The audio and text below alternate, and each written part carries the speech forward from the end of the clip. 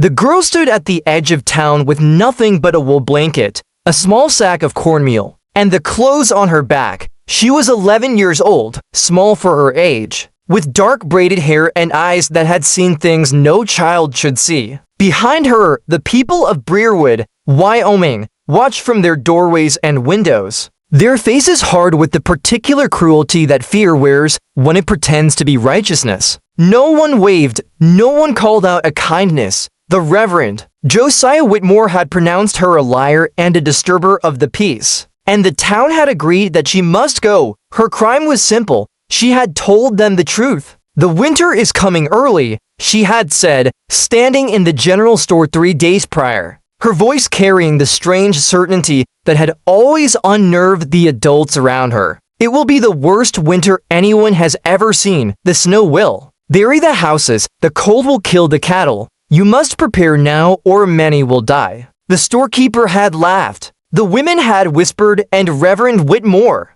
who considered himself the moral authority of Brierwood, had declared that the child was either possessed by demons or simply wicked, spreading fear for the devil's amusement. No child could know such things, he had thundered from his pulpit. This is the work of darkness. The girl must be cast out before her corruption spreads. And so they had cast her out. On September 29, 1886, with 6 weeks of autumn still ahead, and the aspens just beginning to turn gold, they had sent an 11-year-old girl into the wilderness with nothing but a blanket and a handful of cornmeal. Her name was Alma Jessup, and she did not look back as she walked away. Looking back was for people who had something to return to. She had never had much of anything. Her mother had died birthing her, and her father, a trapper named Silas Jessup, who spent more time in the mountains than in any town, had raised her in the wild places where the wind river range met the sky. He had taught her to read the land, to understand the animals, to see the signs that nature provided for those patient enough to observe. He had shown her how the thickness of a caterpillar's coat predicted winter's severity, how the height of beaver dams indicated coming snow depth, how the behavior of elk and deer revealed what the cold months would bring. Silas had died when Alma was 9, taken by a grizzly in a canyon above the Sweetwater. She had found his body 3 days later, following the ravens, and had buried him herself in a grave she dug with his own hunting knife. Then she had walked to Brierwood, the nearest settlement, hoping to find some kind of life among people. Tell us in the comments where you're watching from today, whether you're in the mountains, the plains, or somewhere the winters cut just as deep. These lessons of frontier wisdom are timeless. And if you haven't already, subscribe so you don't miss what happens when the winter arrives. Exactly as the girl predicted,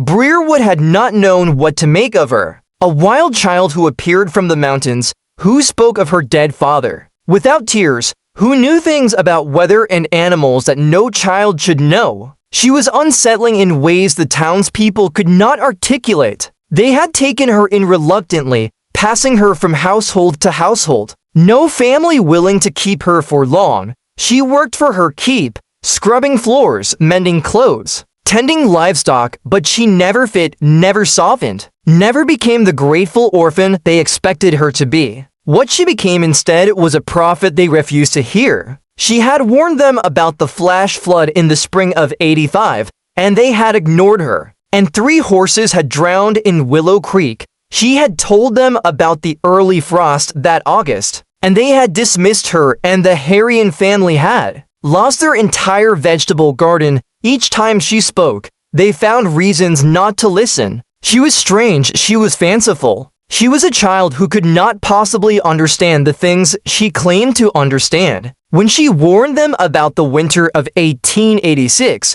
they decided they had heard enough. But Alma had not lied. She had observed in August. She had noticed the beaver dams on the upper creek, built higher than any she had ever seen, the animals working with a desperate urgency that spoke of deep instinct. In September, she had seen the elk moving down from the high country a full month early, their coats already thick, their behavior nervous. The woolly bear caterpillars were almost entirely black. The snored squirrels were gathering with a frenzy. That suggested they knew something the humans did not. Her father had taught her to read these signs. He had taught her that the animals always knew, and the animals were saying that death was coming, now walking away from the town that had rejected her. Alma did not waste energy on anger or grief. She had learned young that such emotions were luxuries the wilderness did not allow. Instead, she turned her mind to the only question that mattered: how to survive. She walked north toward the foothills where her father had sometimes taken her, where the sandstone cliffs rose from the sagebrush flats, and the rock was soft enough to carve,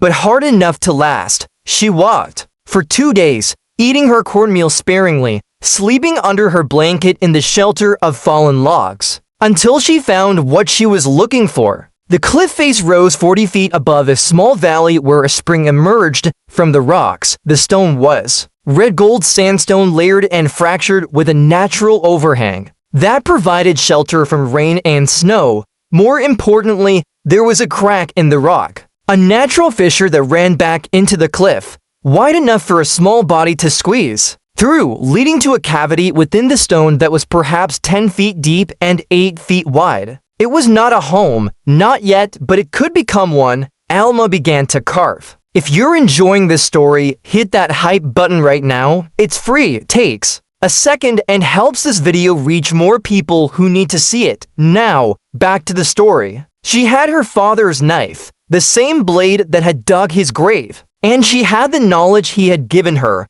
She knew that sandstone could be worked with patience, that each day's labor would remove another inch of rock, that the cavity could be widened and shaped into something livable if she simply refused to stop. The first week was the hardest. Her hands blistered, then bled, then hardened into calluses that would never fully soften. She scraped and chipped and carved, widening the entrance, deepening the interior, shaping the stone into walls and floor and ceiling. She worked from dawn until her arms could no longer lift the knife, then slept in the growing cavity and rose to work again. She gathered materials as she found them. Deadfall branches from the valley floor became fuel for a fire pit she carved near the entrance, with a natural chimney crack that drew the smoke. Upward and out, dry grass became bedding, flat stones became tools, scrapers and hammers and crude chisels. That allowed her to work faster than the knife alone permitted. She foraged as her father had taught her,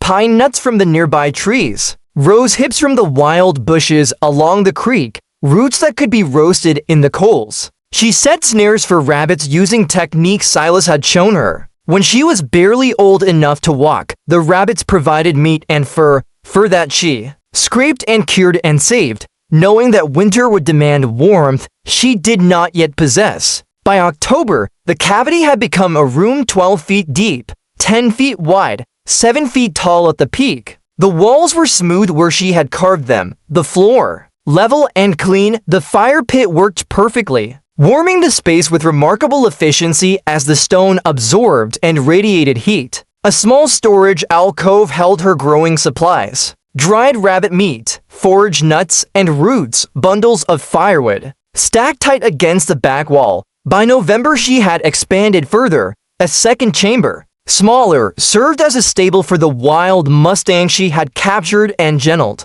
A dun mare she named Whisper for the soft sounds the horse made when Alma approached. The mare's body heat added warmth to the entire cave system, and her presence provided something Alma had not expected to need: companionship. She also built a door, logs from fallen aspens lashed together with strips of rawhide, fitted into a frame she had carved into the stone entrance. The door could be sealed from within, creating an insulated barrier against wind and snow. Behind it, the cave remained warm, even as the temperatures outside began their deadly descent. The first snow fell on November 12th, 6 weeks earlier than usual. It fell heavy and wet, accumulating quickly, driven by a wind that seemed to cut through everything it touched. The animals Alma had observed in August had been right. The worst was coming. She watched from her cave entrance as the snow piled higher. Snorts, and she felt no satisfaction in being proven correct. She felt only sorrow for the people of Brierwood who had not listened, who had not prepared, who were about to learn what her father had always known. The wilderness did not care about human arrogance. If Wild West retribution has become part of your week, Snorts, consider joining the channel membership. Just a couple dollars a month keeps these stories coming. Links below and hit that hype button if you haven't already. Now, back to the story. The winter of 1886 to 87 descended on Wyoming Territory with a fury that would become legend. Storm after storm rolled down from Canada, burying the land beneath snow that accumulated not in inches but in feet. The temperature dropped to 40 below zero and stayed there for weeks. The wind never stopped, a constant howling presence that drove the cold through every crack and gap in every structure that stood against it. In Brierwood, 20 miles south of Alma's cliff, the disaster unfolded exactly as she had predicted. The cattle died first. The ranchers who had laughed at the wild girl's warnings watched their herds freeze in the draws, and coolies, the animals too weak from the early snows to find food, too exposed to survive the cold that followed. The Harrigan Ranch lost 400 head. In a single week, the Mercer spread, the largest in the district, lost over 1,000. The beef that had been the foundation of Brierwood's economy ceased to exist. Then the food ran out. The general store, which had seemed adequately stocked in October, was empty by Christmas. The families who had entered winter with confidence found their larders depleted by January. The hunters who ventured out to find game returned empty-handed. The deer and elk had moved to lower elevations weeks before, and the rabbits had burrowed so deep that even experienced trappers could not find them. By February, Brierwood was starving. The first death was old Ezekiel Harrigan, patriarch of the ranching family, who had survived 50 Wyoming winters, but could not survive this one. He died in his bed with his family around him, his body simply giving out from cold and hunger and the despair of watching everything he had built disappear. The children began to sicken necks. Without adequate food, their small bodies could not fight the illnesses that winter brought. The Henderson baby died of fever. The Polk twins, age 6, developed coughs that would not stop. The doctor had no medicine, the parents had no food, and the prayers that Reverend Whitmore offered seemed to fall on deaf heaven. It was young Thomas Mercer, 14 years old and desperate, who remembered the girl, the Jessup child. He said to his father, during a family council held around a fire that was consuming the last of their furniture, the one Reverend Whitmore sent away. She said she knew how to survive in the mountains. She said her father taught her. She was a liar, his father replied, but the words lacked conviction. Everything the girl had predicted had come true. The early winter, the killing cold, the death of the cattle. She had seen it all, and they had cast her out for speaking it. If she survived, Thomas said, she might know where to find food. She might have shelter. She might. He trailed off, unable to complete the thought. She might save us. He did not say the people who sent her into the wilderness to die. A search party was organized. 5 men on the strongest remaining horses carrying what little food could be spared, riding north toward the foothills where someone remembered that old Silas Jessup had once trapped. They did not expect to find the girl alive. They expected to find a frozen body. A small tragedy to add to the larger catastrophe, but they had to know, they had to see. They found her on the 3rd day following a thin trail of smoke that rose from a cliff face. They had passed 100 times without noticing. The cave entrance was almost invisible. A dark gap in the red gold stone sheltered beneath an overhang protected by a wooden door that fit so perfectly into the rock that it seemed to have grown there.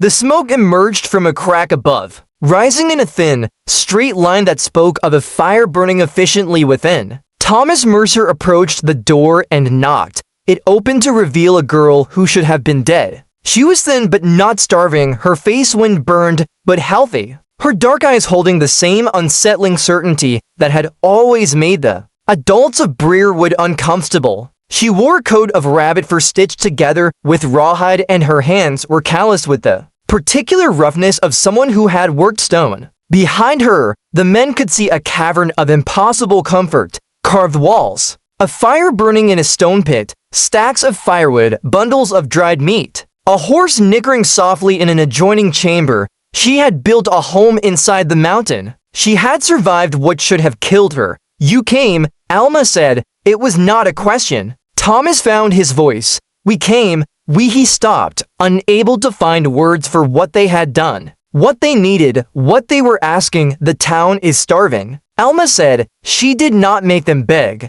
How many are left? 112, mostly women and children now. The men, Thomas's voice cracked. Some of the men went out looking for food and didn't come back. Alma was silent for a long moment, looking past the search party toward the snow-covered valley toward the south, where Brierwood lay dying. She was 11 years old, and the people who had called her a liar and cast her out were now dependent on her mercy. There is a valley 3 miles east of here, she finally said. The elk winter there. My father showed me years ago. The snow is not as deep because of how the cliffs block the wind. If your hunters go there, they will find game. She paused, and there are caves in these cliffs, not carved like mine, but natural, large enough to shelter families. I can show you where they are. The stone holds heat. People can survive there until spring if they are willing to work. Thomas stared at her. You would help us after what we did.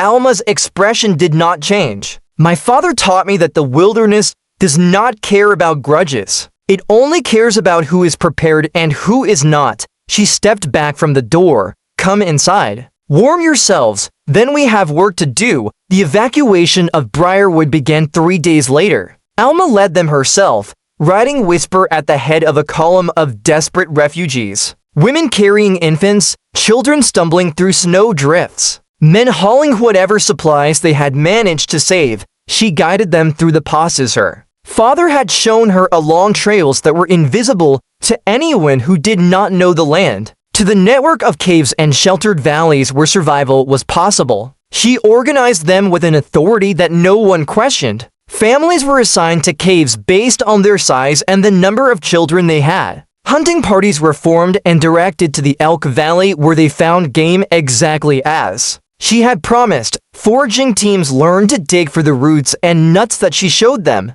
Snort's food sources they had walked past 1,000 times without recognizing. She taught them everything. How to seal a cave entrance against drafts. How to build a fire that heated stone rather than just air. How to smoke meat so it would last for months. How to read the weather signs that indicated when it was safe to venture out and when it was death to try. The knowledge that Silas Jessup had spent a lifetime accumulating passed to his daughter was now distributed to an entire community. 89 people survived the winter in those caves. 23 had died in Brierwood before the evacuation and 3 more perished during the journey north, but 89 lived, including all 17 children under the age of 10. Because an 11-year-old girl they had cast out as a liar had carved a home in the stone, and then shared everything she knew. Reverend Whitmore was not among the survivors. He had refused to join the evacuation, declaring that he would not follow a child he had condemned,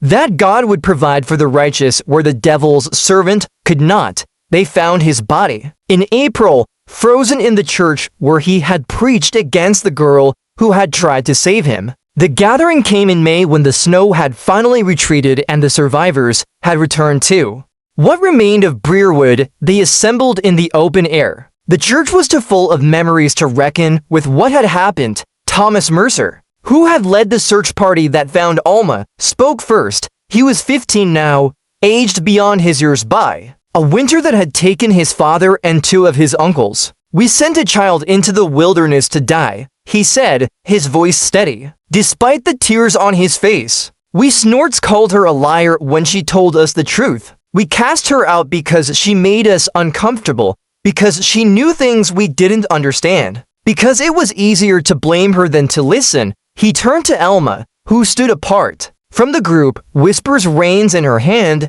her carved stone home visible on the distant cliffs. Alma Jessup saved us. Every one of us standing here owes our life to a girl we treated as less than human. I don't know how to make that right. I don't know if it can be made right, but I know that we owe her more than words can say. Others spoke. The mothers whose children had survived, the hunters who had found game where she directed them, the families who had sheltered in caves she had shown them. One by one they acknowledged What had happened, the cruelty, the exile, the impossible forgiveness that had followed. When the testimonies were finished, Alma walked forward. She was still small, still young, still carrying the strange certainty in her eyes that had always unsettled those around her. But something had changed. The adults no longer looked away when she met their gaze. They looked at her directly as if seeing her for the first time. My father told me once that the mountains do not judge, she said.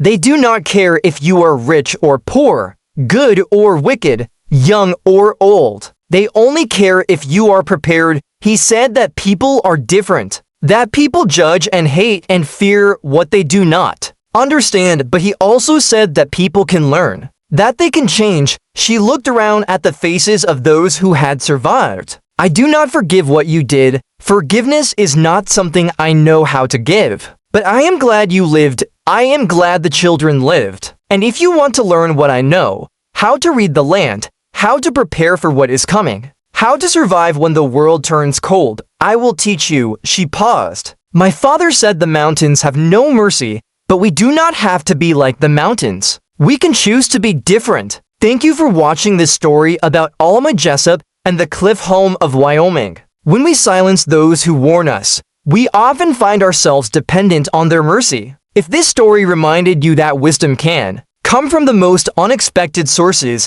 please share it with someone who needs to hear it. Subscribe to Wild West Retribution for more stories of frontier resilience and quiet vindication. Tell us in the comments, has anyone ever punished you for telling a truth they did not want to hear? The town of Brierwood was rebuilt, but it was never the same. The cattle industry that had sustained it was broken, and the community that rose from the ashes was smaller, humbler, more careful. They diversified their food sources. They built stronger shelters. They stockpiled provisions against the winters they now knew could come. Without warning, Alma did not return to live among them. She stayed in her cliff home, expanding it over the years into a complex of chambers that could shelter 30 people if needed. She became a guide for those crossing the mountains, a teacher for those who wanted to learn the old skills, a living reminder that the wilderness demanded respect. She never married, but she was never alone.